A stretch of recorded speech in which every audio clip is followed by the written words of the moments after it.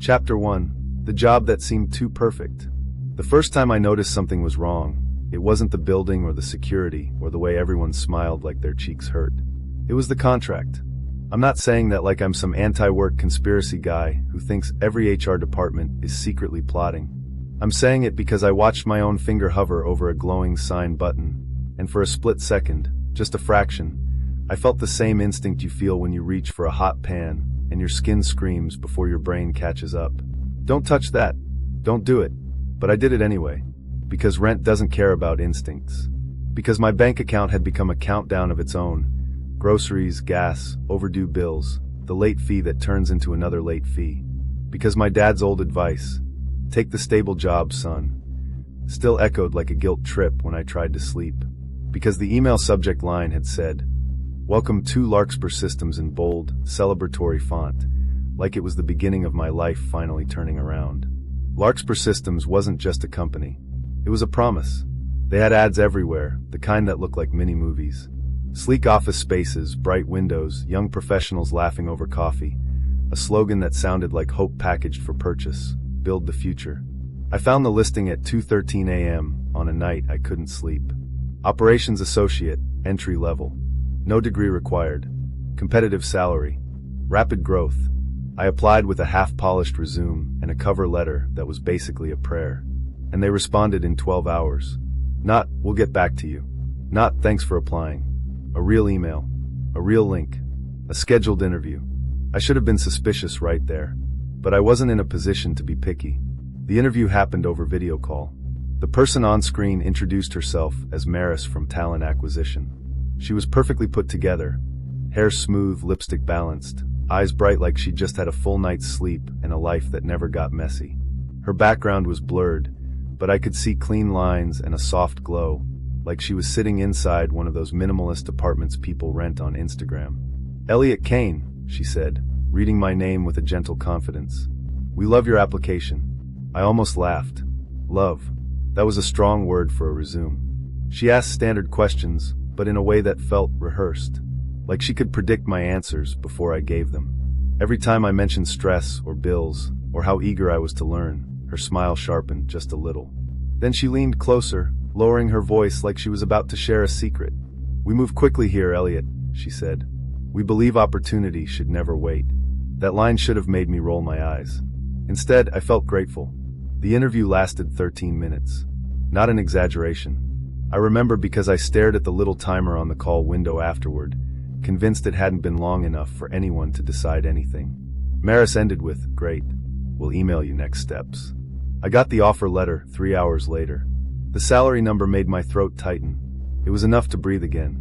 Enough to stop calculating every choice. Enough to move out of my cramped apartment with the leaky sink and the neighbor who played bass at 3 a.m. Enough to stop waking up with that ugly thought. Is this all I'm going to be? The offer letter included a start date, 2 days away. 2 days. I told myself they were just efficient. I told myself I was lucky. I told myself a lot of things. The building was on the edge of the city, in a newly developed district where everything looked too clean, too polished, like it had been unwrapped yesterday. The Larkspur campus rose out of the morning fog like a glass monolith. Reflective windows. No visible company logo from the street, just a small metal plaque near the entrance that read, "Larkspur Systems, authorized entry only." I walked in with my backpack and a nervous sweat under my collar. A receptionist greeted me by name before I even opened my mouth. "Elliot Kane," she said, smiling. "We've been expecting you." She handed me a badge. It already had my photo on it. That threw me, because I hadn't taken a badge photo. I must have hesitated, because her smile didn't change, but her eyes narrowed a fraction. "We used the photo from your application profile," she said smoothly. I didn't remember uploading a photo, but I nodded anyway, because I didn't want to look stupid on my first day. She directed me down a hallway lined with frosted glass panels. People moved behind them like shadows. I heard laughter that didn't quite sound spontaneous, like it had been cued. A door opened. A man in a gray blazer stepped out and extended his hand. "I'm Jonah," he said. "Onboarding." His handshake was firm. Too firm. Like he was trying to anchor me. Jonah escorted me into a conference room where 7 other new hires sat around a long table, all with identical black folders in front of them. They looked like me. Not physically, but emotionally. Tired but hopeful. anxious but trying to appear confident. People who had been handed a lifeline and were afraid of gripping it too hard. Jonah clapped once, bright and cheerful. "Welcome to Larkspur," he said. "You're here because we see potential in you." The room warmed with relief. Then Jonah slid a tablet in front of each of us. "Today is simple," he continued. "We'll cover policy, team structure, and expectations. You'll also sign your employment agreements so we can get you into the system." A woman to my left, maybe mid-30s, sharp bob haircut, raised her hand. "Do we get paper copies?" she asked. Jonah smiled like she'd made a cute joke. "Everything is digital for security," he said. "But you'll have access to the contract portal anytime through your employee account." "Can we read it now?" she asked. Jonah's smile stayed fixed. "Of course," he said. "There's a summary." He tapped his own tablet. Our screens lit up. A clean interface appeared. Employment agreement, review and sign. Below that was a scroll bar. I tried to swipe down.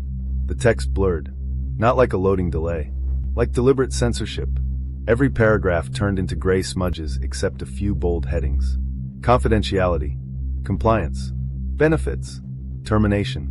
Post-termination obligations. Under each heading was a little bullet list with summary lines like, "You agree to maintain company confidentiality. You agree to comply with company policies and procedures. You agree to non-disclosure before, during, and after employment. You agree to arbitration in the event of disputes." Normal sounding, vague, corporate, but the blurred out body text beneath it made my skin crawl. "Why is the full text blurred?" someone asked from the other end of the table. Jonah didn't miss a beat. "Because the agreement includes proprietary operational language," he said. "The summary is what matters. The legal text is standardized and protected. Totally normal. Totally normal." He said it like a spell. The woman beside me frowned. "I've never heard of that," she said. Jonah's gaze moved to her, and the atmosphere in the room changed. Not like a dramatic shift, but like the air pressure subtly dropping. "It's okay if this is new to you," he said softly. "We know our process is advanced." Advanced. Another spell. Then Jonah's voice brightened again. "Let's keep moving," he said. "At the bottom you'll see your signature box and today's date. Once you sign, you'll be officially part of the Larkspur family." Family. That word landed wrong. I stared at the sign button. My finger hovered. The woman beside me, sharp bob haircut, stopped scrolling and leaned closer to her screen. "Wait," she murmured. I glanced at her tablet. For a second, her blurred text sharpened. Not fully, but enough for me to make out a line near the bottom, under post-termination obligations. It wasn't a bullet summary. It was part of the hidden legal text. I saw one phrase, crisp as if it had been revealed by accident. Biological contribution. Then it blurred again. My throat tightened. "Did you see that?" I whispered. She looked at me, eyes wide. "Yes," she whispered back. "What the hell does that mean?" Jonah's voice cut through the room, cheerful and loud. "Everyone doing okay? Great. We'll give you 5 minutes to sign." The words felt like a command. I looked around. Most people were already signing, smiling nervously, like they were stepping onto a plane and choosing not to think about turbulence. I didn't want to be the only one not signing. I didn't want to be the problem. I didn't want to lose this. I pressed sign. The screen flashed, "Welcome, Elliot Kane." A small icon appeared, "Compliance score, 100. "A compliance score?" I blinked. Jonah clapped again. "Fantastic," he said. "Now quick tour." We followed him out of the conference room.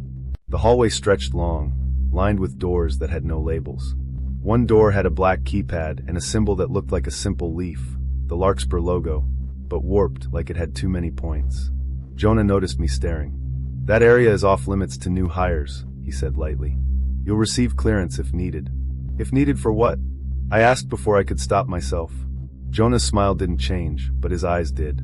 For the first time, I saw something behind them. Not anger. Not annoyance. Assessment. "Operations," he said. "You'll learn." We passed an open break room where employees sat in perfect rows, quietly eating, like a cafeteria full of people who had forgotten how to speak. One man looked up as we walked by. His eyes met mine. And in that half second, his expression cracked, just enough to show raw panic underneath the mask. Then he looked down again, jaw tight. My stomach twisted. As Jonah continued talking about benefits and culture and growth pathways, I trailed behind the group, distracted by that man's face. I turned back. The break room door was closing. As it clicked shut, I saw something else. A woman standing near the far wall, half hidden in shadow, her shoulders shaking. Crying. Silent. Like she was trying not to be heard. And no one in the room looked at her. No one moved. No one reacted. They just kept eating in neat, quiet motions like they'd been trained. Jonah's voice drifted back to me. "Elliot," he called gently, still smiling. "Come on." I hurried forward. But my mind stayed behind in that break room, with the crying woman and the man who'd looked at me like I was walking into a trap. As we reached the elevators, my phone buzzed in my pocket. A notification from an unfamiliar app one didn't remember installing. Larkspur compliance. Your employee profile has been activated. Policy reminder, all employment agreements are confidential. Sharing contract details will result in immediate termination. Immediate termination. I swallowed. The elevator doors opened. Jonah gestured for us to step inside. I hesitated for half a breath. And in that tiny pause, my compliance app updated again. Compliance score, 99. A chill crawled up my spine. Jonah's smile widened just slightly. "Everything okay?" he asked. Behind him, the hallway lights flickered once, like the building blinked. I forced my feet into the elevator.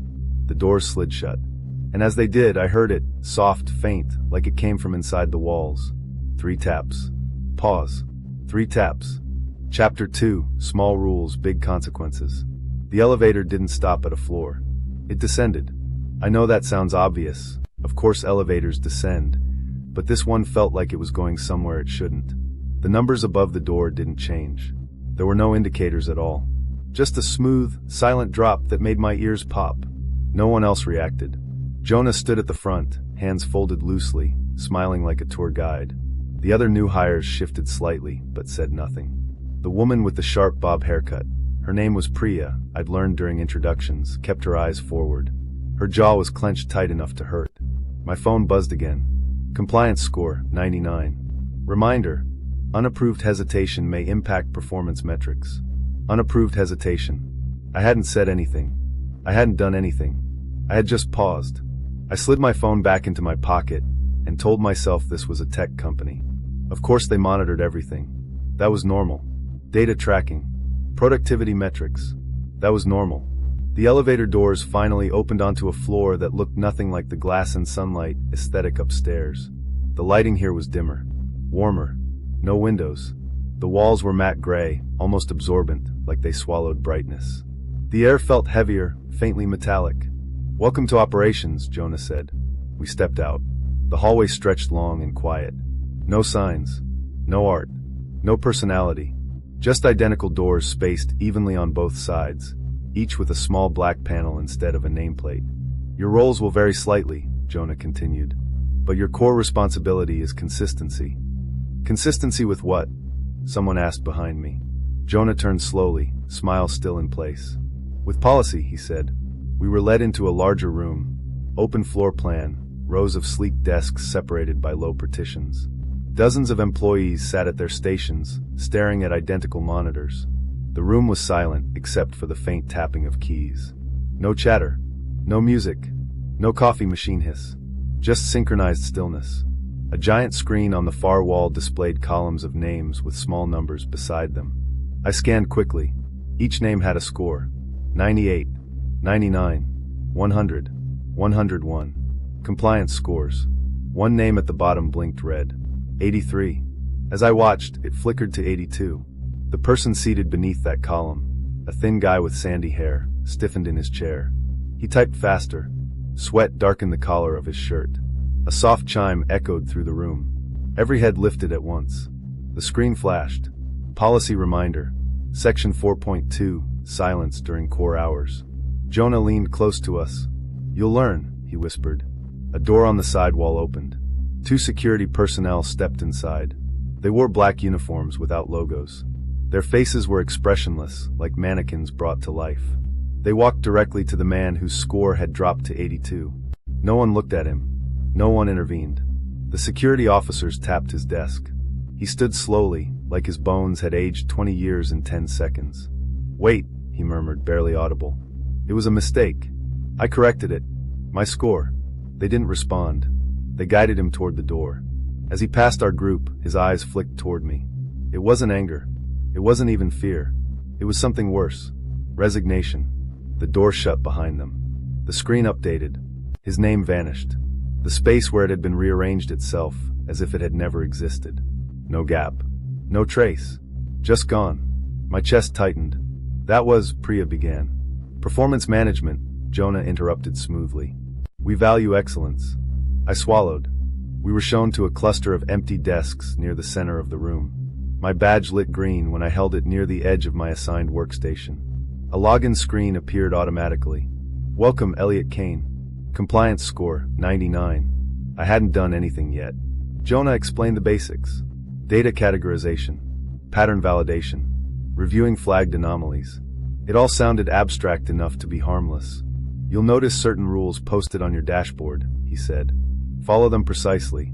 My monitor refreshed. A list appeared on the right side. Do not access restricted directories. Do not leave your desk during core hours, 9 to 12 o'clock, 1 to 4 o'clock. Do not speak above a whisper during core hours. Do not question automated directives. Do not attempt to access your full employment agreement without clearance. The last one lingered. Priya leaned slightly toward me. Have you ever worked somewhere like this? She whispered. My screen flickered. Compliance score, 98. I stiffened. She glanced at her own screen. Mine just dropped, she breathed. Jonah's voice carried from the front of the room. Remember, core hours begin in 1 minute. A digital clock appeared on every monitor. 8:59 a.m. The room shifted. Postures straightened. Fingers hovered over keyboards. Eyes locked onto screens. 9 o'clock. A soft tone chimed. Silence became absolute. I started my assigned task, reviewing rows of anonymized profiles flagged for inconsistency. Most entries were boring. Date mismatches. Formatting errors. Minor discrepancies. Then one profile caught my eye. Employee ID, 11427. Status, terminated. Reason, Section 9 violation. Post-termination obligation, pending. My cursor hovered over post-termination obligation. A small lock icon blinked. Something moved in the corner of my screen. A chat notification. Priya, 98, what is Section 9? I hesitated. The rules said, do not question automated directives. But this wasn't automated. It was a person. I typed back quickly. Elliot, 98, no idea. Can't see full contract. The moment I hit send, my compliance score dipped again. 97. Priya's dropped too. 96. Her next message appeared. Priya, 96, something's wrong. That guy, he didn't do anything. Before I could respond, our screens froze. Every monitor in the room shifted to the same image. A close-up of the Larkspur logo. Beneath it, bold text. Policy reminder. Section 4.5, no unsanctioned communication. My stomach dropped. I slowly turned my head. Across the room, Priya did the same. Her face had gone pale. Jonah stepped forward from the shadows near the back wall. I know the first day can feel overwhelming, he said pleasantly. But we are very serious about our structure. The screens returned to normal. My compliance score now read 95. Priya's read 93. I could feel eyes on us. Not from security. From co-workers. Not hostile. Wary. Like we'd just done something reckless.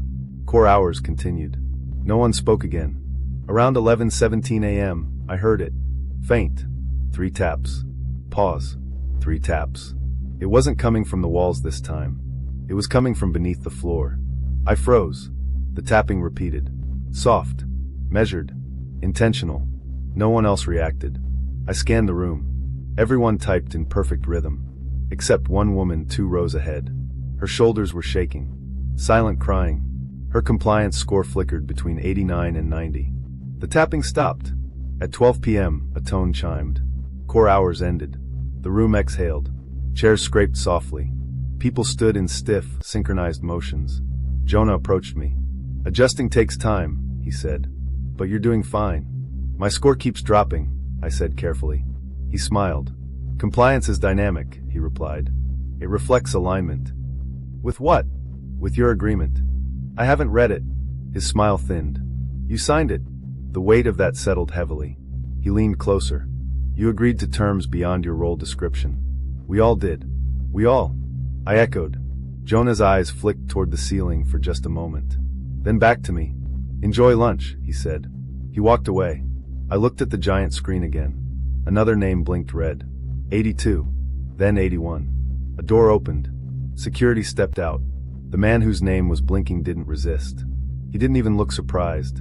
As they escorted him out, I heard him whisper something. It took me a second to realize what it was. Section 9, he murmured. It's not termination. It's transfer. The door closed. His name vanished. On my screen, a new notification appeared. Compliance score, 94. Notice, repeated curiosity may trigger review under Section 9. My heart slammed against my ribs. Transfer. I remembered the blurred contract text. Biological contribution. Lunch break began. No one invited anyone to sit with them. The crying woman from earlier stood slowly and walked toward the hallway labeled restrooms. I hesitated. Then I followed her. The restroom was pristine. Almost clinical. White tile. Bright lighting. She stood at the sink, gripping the edge. Up close, she looked exhausted. Dark circles under her eyes. Skin too pale. You shouldn't ask questions, she whispered without looking at me. What is Section 9? I asked. Her reflection met mine. They don't fire you, she said. My pulse quickened. What do they do? Her lips trembled. They fulfill the rest of the contract. The restroom lights flickered once. My phone buzzed violently in my pocket. I pulled it out. Compliance score, 92. Notice, proximity to low-score employee detected. I looked up at her. Her compliance score, displayed faintly on the badge clipped to her shirt, read 88. How long have you been here? I asked. Too long, she whispered. Footsteps echoed in the hallway. Heavy. Measured. Security. Her eyes widened. They monitor everything, she breathed. They already know. The door handle began to turn, and my phone screen updated again. Compliance score, 90. Alert, Section 9 eligibility threshold approaching. The door swung open. 2 black uniformed officers stood there. Their faces empty. Their eyes locked on me. Chapter 3, what we actually signed. For a moment, I thought they were coming for me. The 2 security officers stood in the restroom doorway, filling the frame like silhouettes cut from something solid and unmovable. Black uniforms. No insignia. No names. Just smooth fabric and a stillness that felt rehearsed. Their eyes slid past me, then locked onto her. The crying woman. Her badge flickered faintly against her blouse. Compliance score, 88. She didn't run. She didn't scream. She just closed her eyes. I didn't mean to, she whispered. The officer on the left stepped forward. Section 9 review, he said flatly. Review. Like this was an audit. A formality. I can improve, she said quickly. I'll stop asking. I'll stop talking. The second officer took her gently by the arm. Not rough. Not violent. Just final. She looked at me. Not pleading. Not even asking for help. Just apologizing. I told you not to ask, she said. They let her out. The restroom door swung shut. The silence afterward felt louder than anything. My phone buzzed again. Compliance score, 89. Notice, direct observation of Section 9 review recorded. My heart pounded so hard it felt like the floor was moving beneath me. Section 9 wasn't termination. It wasn't firing. It was something else. Transfer. Fulfillment. Biological contribution. I stumbled back into the hallway. The lights above me hummed softly, almost soothing.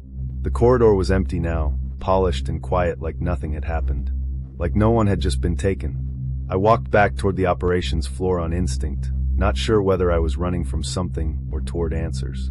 The door opened with a soft hiss when I tapped my badge. Inside, everyone was back at their desks. Typing. Silent. Perfect. The giant screen displayed updated scores. Her name was gone. There wasn't even an empty space.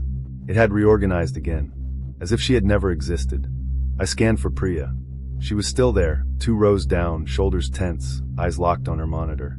Her score read 94. Mine blinked at 89. When I reached my desk, my screen had changed. No longer anomaly reports. Now it displayed a new header. Section 9, preliminary review. My breath caught. Below it, a series of bullet points scrolled automatically. Increased curiosity. Unauthorized communication. Proximity to low-score employee. Delayed compliance response. Each line felt like a tally mark carved into bone. A message appeared at the bottom. You are currently within acceptable deviation parameters. Continued behavior may result in status escalation. Acceptable deviation. Like I was a cracked plate, they were still willing to use. Priya's chair shifted slightly. She didn't look at me, but her voice barely brushed the air. "Don't react," she whispered. They watched facial movement. I forced my expression neutral. "How long have you been here?"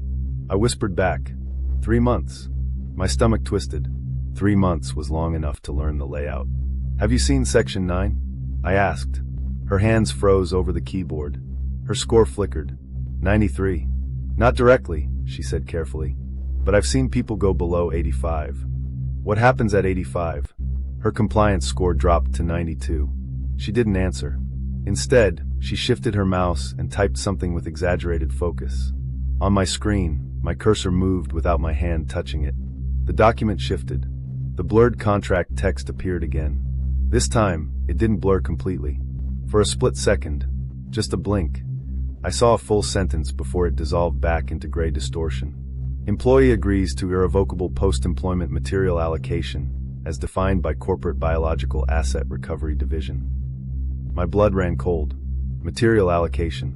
Corporate Biological Asset Recovery Division. That wasn't HR language. That wasn't arbitration. That was something else. The lights overhead flickered once. A soft tone echoed through the room. Core hours resumed. It wasn't 1 o'clock yet. It was 12:42. The clock at the top of the screen glitched. 12:42. 12:43. 12:42 again. Priya's breathing quickened.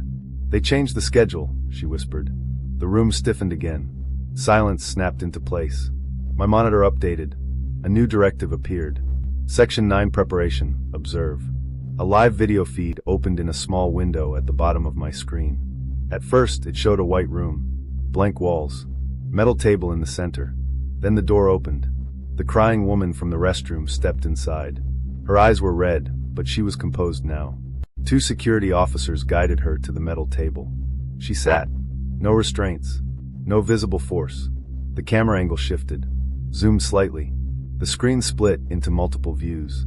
Thermal imaging. Pulse monitor. Biometric readouts. Her compliance score blinked in the corner. 87. She looked straight into the camera. For a second, I thought she could see me. "I didn't break anything," she said softly. One of the officers stepped forward and placed something on the table. A tablet. It displayed the blurred contract. The blur lifted for her. I saw her eyes widen. "I never agreed to this," she whispered. An unseen voice spoke through a speaker. "You did," it said calmly. Section 9.3. Her score dropped to 85. The room I was sitting in felt colder. My own compliance score flickered. 88. On my desk, my hands trembled, but I kept typing random keystrokes to look busy. The live feed zoomed again. The tablet on the metal table rotated toward the camera.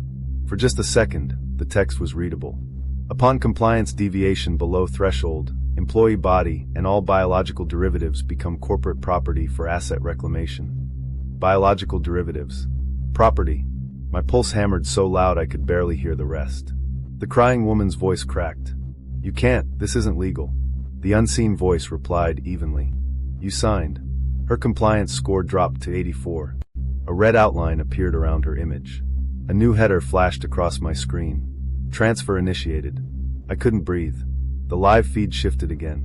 The floor beneath her chair began to lower. A circular seam opened silently in the white room. She gasped as the platform descended. The camera followed, down into darkness. The feed cut abruptly. My monitor returned to the anomaly reports as if nothing had happened. Around me, the room continued typing. No one reacted. No one acknowledged it. Priya's compliance score hovered at 91. Mine at 88. A new message appeared on my screen. Section 9 education complete. My hands were numb. I forced myself to keep typing, to keep breathing. If 85 was the threshold, I had 3 points left. 3. A subtle vibration traveled through the floor beneath my shoes. Not tapping this time. Not 3 knocks.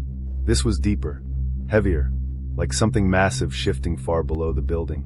I froze. The vibration stopped, then resumed. Slow, deliberate. I glanced toward the ceiling. No one else moved. The giant screen updated again. A new department header appeared at the bottom. Biological Asset Recovery Division, active. Rows of numbers began populating beneath it. No names, just asset IDs. My phone buzzed violently. I slid it out of my pocket beneath the desk. The Larkspur Compliance app had updated. New section unlocked. Employee contract, full access granted, conditional. My breath hitched. They were letting me see it now. Because I was close. Because I was eligible. My compliance score flickered again. 87. The contract opened. No blur. No censorship. Just clean black text on white. Page 1 scrolled automatically. Page 2. Page 3. Hundreds of clauses. Legal language layered over something darker. And there it was. Section 9. I scanned it rapidly. Section 9. Post-employment material allocation. 9.1 Employee acknowledges that Larkspur Systems retains exclusive rights to all biological, cognitive, and derivative materials generated during tenure. 9.2 In the event of compliance deviation below threshold, employee consents to immediate asset reclamation. 9.3 Reclamation includes, but is not limited to, corporeal acquisition, neural mapping, and biological redistribution. Corporeal acquisition, neural mapping, biological redistribution. I felt like I was going to be sick. The floor vibrated again. Longer this time. Stronger. Somewhere below us, something was being moved. Or processed. Or fed. A new message overrode the contract. Compliance score, 86. Notice. Curiosity remains elevated. I forced myself to minimize the contract. To close it. But the window wouldn't disappear. Instead, a line at the bottom began updating. Estimated eligibility for Section 9. 48 to 72 hours. 48 hours. That was how long I had before I dropped below 85 if my score kept falling. The realization hit me like a physical blow. This wasn't just punishment. It was inventory management. They didn't fire people. They harvested them. And we had all signed consent. A soft chime echoed through the room. Jonah's voice drifted from the front. Remember, he said pleasantly, compliance ensures opportunity. Opportunity. I stared at the contract. At my score. At the blank space where her name used to be. And for the first time since stepping into Larkspur Systems, I understood something clearly. The job wasn't too perfect. It was perfectly designed. For consumption. My phone vibrated once more. Compliance score, 85. The number glowed faintly. Yellow. Borderline. On the giant screen, my name flickered at the bottom of the column. The red outline hovered just above it. Somewhere beneath us, the floor shuddered again, and the lights dimmed for half a second. Just long enough for the room to feel like it was underground. Chapter 4, The Harvest Floor. The number didn't blink. It didn't flicker. It didn't soften. 85. It just sat there, waiting. I kept typing. Meaningless keystrokes. Random letters. Backspace. Enter. Anything that looked like work. Anything that might convince the system I was still useful. Still compliant. Still salvageable. But my hands felt disconnected from my body, like they belonged to someone else. Someone calmer. Someone who hadn't just watched a woman disappear into a hole beneath the floor because an algorithm decided she had asked too many questions. The vibration beneath my feet returned. Not a single jolt. A slow, rolling movement. Like massive machinery shifting its weight. Like something breathing. No one reacted. Not Jonah. Not the employees. Not even Priya. Everyone kept typing. That terrified me more than screaming ever could have. Because it meant they were either conditioned beyond fear, or they already knew. My screen flashed. System message. Section 9 orientation available. A blue button appeared. Begin. I didn't touch it. My compliance score dipped. 84. The number turned orange. My heart slammed against my ribs. Another vibration rolled through the floor. Stronger. Longer. I felt it in my teeth. I felt it in my bones. My phone buzzed. Notice. Failure to initiate orientation may be interpreted as resistance. Resistance. A word with consequences. I clicked begin. The screen went black. Then a video started. No logo. No branding. Just text on a dark background. Welcome asset. The word hit harder than employee ever had. You have been selected for early education due to high cognitive output and acceptable physical metrics. Acceptable physical metrics. Like I was livestock. The video cut to footage. Not CGI. Not animation. Real footage. A long, underground corridor. Concrete walls. Low ceiling. Pipes running along both sides. Fluorescent lights humming weakly overhead. Rows of doors. Metal. Heavy. each with a small rectangular window at eye level. The camera moved past door after door. Inside each window, people, some sitting, some standing, some strapped to chairs, some lying on metal slabs, alive, breathing, awake. The text continued to scroll over the footage. Biological Asset Recovery Division, BARD, overview. Primary objective: convert underperforming or non-compliant employees into usable corporate resources. The camera stopped at one door. The small window slid open. Inside, a man stared out. His eyes were wide, bloodshot, wet. He mouthed something. The audio crackled. "Please," he whispered. The video cut. My compliance score dropped to 83. Red outline. My lungs refused to fill. I slammed my laptop shut. The moment I did, a sharp tone echoed in my ears. My badge vibrated against my chest. Alert, orientation interrupted. I forced the laptop open again. The video resumed automatically. New text appeared. Conversion methods may include neural mapping for AI development, biological material extraction, cognitive pattern replication, long-term containment for iterative harvesting. Iterative harvesting. Not once. Over and over. The footage changed. A large room. Much larger than the corridor. High ceiling. Metal catwalks crisscrossing overhead. Bright surgical lights illuminating dozens of stations. People strapped down. Machines attached to their heads. Tubes running from their arms into large translucent tanks filled with cloudy fluid. Some of the people were conscious. Their mouths were open. But no sound came out. The audio track remained sterile.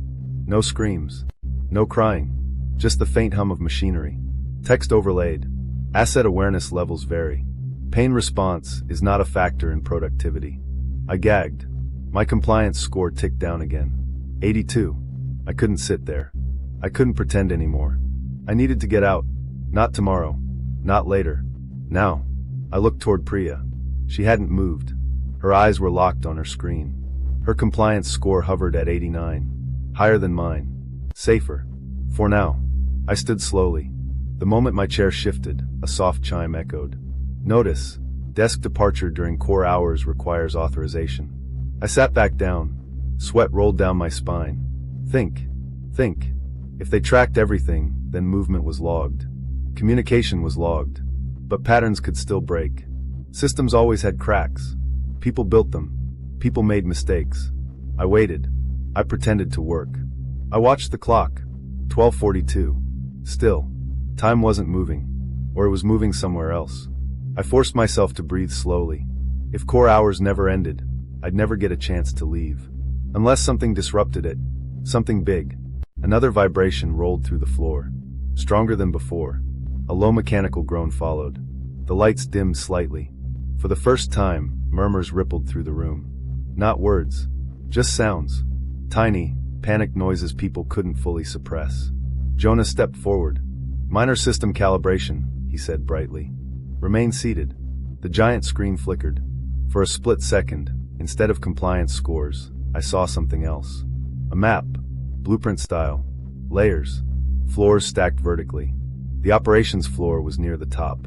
Below it, level B1, B2, B3, B4, BARD. A massive section beneath everything. My screen glitched. Then returned to anomaly reports. My compliance score now read 81. Red. Blinking. I didn't have hours. I didn't have days. I had minutes. I leaned toward Priya, barely moving my lips. "I saw it," I whispered. "The harvesting floor." Her fingers paused. Her score flickered. 88. She swallowed. "Don't say that," she whispered back. "They own our bodies," I said. Her eyes flicked toward Jonah, toward the cameras mounted in every corner. "I know," she said. "We all figure it out eventually." "Then why aren't you trying to escape?" She gave a tiny broken laugh. "Because nobody makes it past the building." My stomach dropped. "What do you mean?" She glanced at her screen, then at mine. My compliance score, 80. "They control housing," she said. "Bank accounts, IDs, phones. Every employee lives in company-provided residences. Even if you get outside, you're flagged as corporate property. Police return you." I remembered Jonah saying everything was in the system. "Someone must have tried," I said. "They did," she whispered. 3 weeks ago. A guy named Aaron. What happened?" "They brought him back. My throat tightened. How? He showed up at his desk the next day, she said. Different. I waited. He smiled more, she whispered. Didn't ask questions anymore. His compliance score stayed at 100. I stared at the floor. They rewired him? She nodded. Neural mapping, she said. They copy what they need. Strip out the rest. My badge vibrated. Compliance score, 79. Notice, Section 9 transfer pending. A new icon appeared. A countdown. Transfer in 2:11. 2 minutes. My vision tunneled. I couldn't sit there and wait. I didn't care about being returned. I didn't care about survival anymore. I cared about not becoming inventory. Another vibration hit. Hard. Several lights flickered out completely. A low alarm sounded. Not loud. Not urgent. Almost reluctant. Jonah turned toward the back of the room. Remain seated, he said again. But people were shifting now. Tiny movements. Fear leaking through the conditioning. My countdown ticked. 1:58. I stood. Loudly this time. Chairs scraped. Heads turned. Jonah's smile vanished. Elliot, he said, calm but sharp. Sit down. I ran. I didn't head for the elevators. I headed for the hallway with the leaf symbol. The restricted door. My badge screamed in my hand as I slammed it against the panel. Red light. Denied. 141. Footsteps thundered behind me. Security. I turned. Another hallway. Another door. I ran blindly. The building no longer felt like clean corporate architecture. It felt like a maze. Designed to confuse. Designed to exhaust. My phone buzzed continuously. Compliance score, 77. 76. 75. I burst through a door and nearly fell down a stairwell. Concrete steps spiraled downward. No markings. No signs. Just darkness. I didn't hesitate. I took the stairs 2 at a time. The air grew colder. Damp. The smell changed. Metal. Rot. Something organic. The lights along the stairwell were sparse. Some flickered. Some were dead. Below me, I heard something moving. Not footsteps. Something heavy. Dragging. Wet. I kept going. The stairwell ended at a massive steel door. No handle. Just a panel. My badge vibrated violently. The panel lit green. The door slid open. And I saw it. The harvest floor. Rows of metal platforms. People restrained. Machines everywhere. Tubes. Cables. Arms suspended in mid-procedure. Some faces were familiar. Employees I'd seen upstairs. One of them was Aaron, the guy who had been returned. His eyes were open. Blank. A machine was attached to the back of his skull. A cable ran from his head into a large black server tower. He smiled at nothing. My countdown hit. 012. A voice boomed through unseen speakers. Asset located. I turned. Security poured into the room behind me. I backed toward the nearest platform. My compliance score hit 70. I grabbed a loose cable and yanked. Sparks exploded. Lights went out. Screams erupted. Real screams this time. The harvest floor descended into chaos. And in the darkness, I realized something even worse. This place didn't feel like a hidden basement. It felt permanent. It felt ancient. Like the company had been built around it. Like everything above existed only to feed what was below. And I was standing in the middle of its mouth. Chapter 5, Permanent Employment. The darkness wasn't empty. It was alive. Not in the way movies show it, with writhing shadows or glowing eyes. It was alive in the way a massive engine is alive. Endless. Purposeful. Hungry. Emergency lights flickered on one by one, bathing the harvest floor in deep red. Everything looked wrong under that color. The machines. The people. The cables running like veins across the floor. Blood glistened black. Fluid in the tanks pulsed slowly, like something inside them was breathing. Screams echoed. Not everyone. Not everywhere. Some people were screaming. Some were thrashing. Some were completely still. I stood frozen between 2 metal platforms, clutching the sparking cable in my hands like a useless weapon. Security shouted orders behind me. Boots pounded. Someone fired a stun round. It cracked past my head and exploded against a server tower in a burst of blue electricity. I ran. Not toward the stairs. Not toward the door I came through. Instinct shoved me deeper into the floor. If I went back the way I came, I'd be dragged upstairs. Reconditioned. Rewritten. I sprinted between rows of platforms. Hands reached for me. Weak. Desperate. Fingers grazed my sleeve. "Help me," someone whispered. I didn't stop. If I stopped, I'd die. Or worse. A man broke free from a restraint and tumbled onto the floor. Half his scalp was missing. Wires protruded from his skull. He crawled toward me, sobbing. "They're copying me," he cried. "They won't let me finish thinking." Behind him, a machine arm snapped down and pinned his spine. His scream cut off mid-sound. I kept running. The floor plan made no sense. Corridors branched into more corridors. Rooms opened into larger rooms. Some areas looked newer. Some looked ancient. Not old in a dusty way. Old in a layered way. Like this place had been expanded again and again for decades. Maybe longer. I ducked through a narrow passage and nearly collided with someone. Priya. Her hair was wild. Her badge was gone. Blood streaked her forehead. She grabbed my arm. "You made it down here," she said, breathless. "You knew about this place," I said. She nodded. "They don't tell us everything," she said. "But some of us figure out enough." "Is there an exit?" She hesitated. My stomach dropped. "There's a waste tunnel," she said. "Old infrastructure. Leads outside the perimeter." "Then why haven't you used it?" Her eyes filled with tears. "Because it's not an exit," she whispered. "It's a gamble." Another stun round exploded somewhere nearby. Security was closing in. I grabbed her hand. "I'll take a gamble over becoming a battery." She nodded. We ran. The deeper we went, the worse it smelled. Rot. Chemicals. Burnt metal. The floor sloped downward. The ceiling lowered. Pipes crowded overhead. Some leaked thick, oily fluid. We passed rooms where things were happening that didn't look like harvesting. Large circular chambers. Symbols carved into the walls. Not corporate logos. Not language. Something older. Something that made my eyes hurt if I stared too long. "What is this?" I asked. Priya didn't answer. We reached a massive tunnel sealed with a rusted metal door. A manual wheel sat in the center. No scanner. No panel. Just old machinery. "This is it," she said. Behind us, shouts echoed. Flashlights cut through the darkness. Security was close. We grabbed the wheel and turned. It resisted. Screamed. Metal shrieked against metal. My shoulders burned. Priya cried out as something popped in her arm. We kept turning. The door inched open. A wave of foul air blasted out. Hot. Wet. Smelling like sewage and decay. The gap widened just enough for a person. I shoved Priya through first.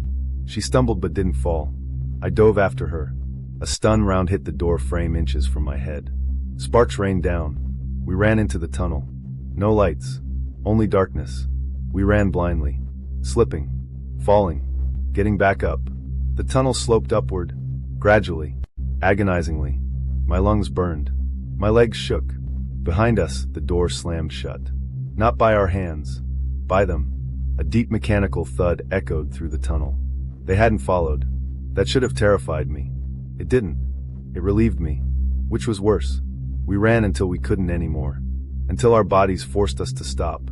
We collapsed against the tunnel wall, gasping. For a long time, neither of us spoke. Finally, Priya whispered, "If this leads out, we don't go to the police." "Why?" She looked at me like I was a child. "Because the police are clients." My stomach twisted. "We don't use our real names," she said. "We don't contact anyone we knew. We disappear. What about exposing them?" She shook her head. "You saw the scale," she said. "That company isn't a company. It's infrastructure. Governments don't tear out their own nervous system." The tunnel eventually ended at a broken grate. Beyond it was forest. Real forest. Dirt. Roots. Moonlight. I didn't remember climbing. I didn't remember crawling. I just remember collapsing onto cold earth and laughing. Laughing and crying at the same time. We ran for hours. Until dawn. Until our bodies felt like they were tearing apart. We reached a highway. We stole clothes from a truck stop bathroom. We used cash from a forgotten emergency stash in my bag. We disappeared. I thought it was over. I was wrong. For weeks, nothing happened. No messages. No emails. No unknown numbers. No strange cars. No footsteps outside windows. Priya and I separated. Not because we wanted to. Because staying together increased the chance we'd both be caught. We agreed on one rule. Never try to contact each other again. I moved constantly. Cheap motels. Rented rooms. Fake names. Burner phones. I avoided cameras. Avoided cities. Avoided patterns. At night, I dreamed of red light. of machines, of people smiling while being emptied. I told myself they couldn't track me. I told myself the tunnel wasn't monitored. I told myself I was safe. Then 3 months later, I was in a small diner in the middle of nowhere. I was eating eggs. My phone buzzed. Unknown number. I froze. I didn't answer. Another buzz. Then another. A photo came through. I didn't open it. I stared at the screen for a full minute. Then I did. The photo showed me, sitting in the diner, holding my fork, looking down at my plate, taken from across the room. My blood went ice cold. A message appeared beneath it. Compliance score, 67. Notice, recovery pending. I slowly raised my eyes. At the far end of the diner, a man sat alone. Business casual. Clean haircut. Pleasant smile. Jonah. He lifted his coffee cup. Nodded once. Not threatening. Not angry. Patient. Like someone waiting for an elevator. That's when I understood the final truth. They never needed walls. They never needed cages. They never needed to chase. The contracts weren't about labor. They weren't about employment. They were consent forms. Not for work. For ownership. Once you sign, you don't belong to yourself anymore. Not anywhere. Not ever. And if you're hearing this, if you're thinking about taking that great opportunity, if you're about to sign something you're not allowed to read, run. Not after. Not tomorrow. Not when things start feeling wrong. Run before you ever walk through their doors. Because the moment you do, it's already too late. Hi, Eden here. Thank you for watching. If you enjoyed this story, don't forget to like, subscribe, and share the video. It helps the channel grow and lets me know you want more stories like this. Also, comment what you would have done differently if you were in this situation. Do you think you would have gotten away? There are other mind-boggling stories just for you. Click the video on the screen and jump right into the horror once again.